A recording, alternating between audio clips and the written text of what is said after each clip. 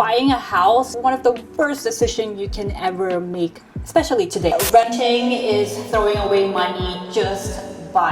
Both comments have hundreds of people agreeing with each other. So which is true? What people actually mean when they say home ownership builds wealth? One of the most misunderstood. The basic argument is pretty simple. When you rent, you're paying to live somewhere, and when you own, part of your monthly payment may go toward building an equity.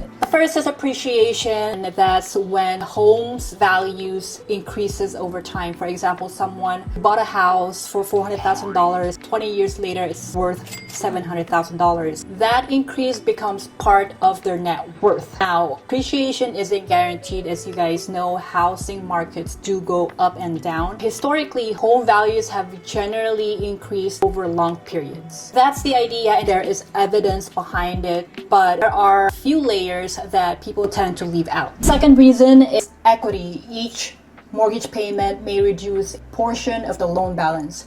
Over time, homeowners tend to own more of the property and less to the lender. Third is leverage. For example, someone who bought a house for $500,000 and puts 5% down payment. They didn't put $500,000 down, but if the home's value increases, they're benefiting from the changes in the value of the entire property. Those three things working together are the big reasons why home ownership has historically been associated with wealth building.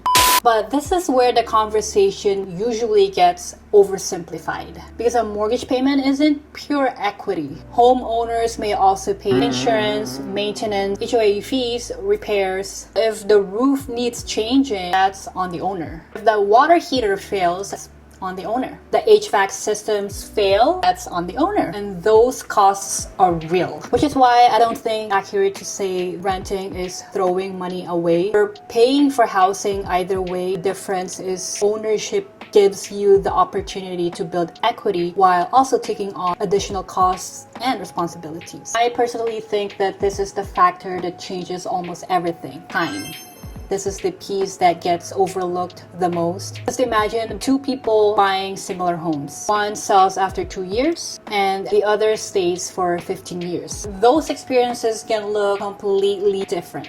The second person generally has more time to build equity, benefit from appreciation, spread out transaction costs, recover from market fluctuations. And that's why I often hear homeowners say, "I'm glad I bought when I did." A lot of the time, it's not because they timed the market perfectly. They stayed long enough for time to work in their favor. Marry the house and date the rate. You guys have probably heard this phrase before. The idea is that the home is the long-term decision and the interest rate is temporary. There is some truth to that. For example, someone buys a home at a 7% rate. If rates fall later, they qualify, they may be able to refinance. I also think that this phrase gets oversimplified. The reality is future rates aren't guaranteed, refinancing isn't guaranteed, and no matter what anyone says, no one really knows exactly what interest rates will do. I personally don't think that date rate is a reason to buy. It's simply a possibility that may exist after you've already decided to buy a home that makes sense for your situation. So other than your financial situation, why do people intentionally choose to rent?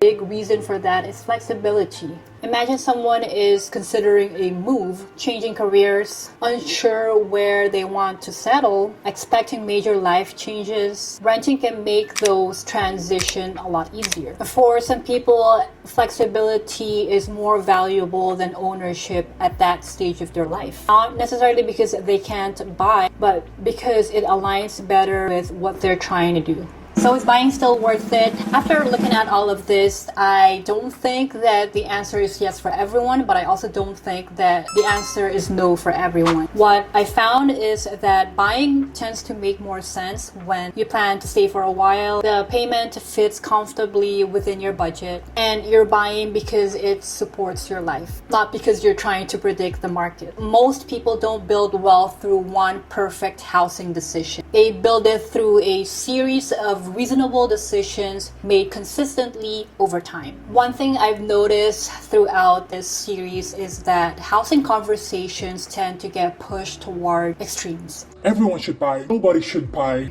Real life is usually more nuanced than that. Home ownership can definitely be a powerful tool, but it can also be the wrong move for certain people at certain times. The goal isn't to win rent versus buy debate. The goal is for you to understand the trade-offs well enough so that you can make decisions that fit your own situation.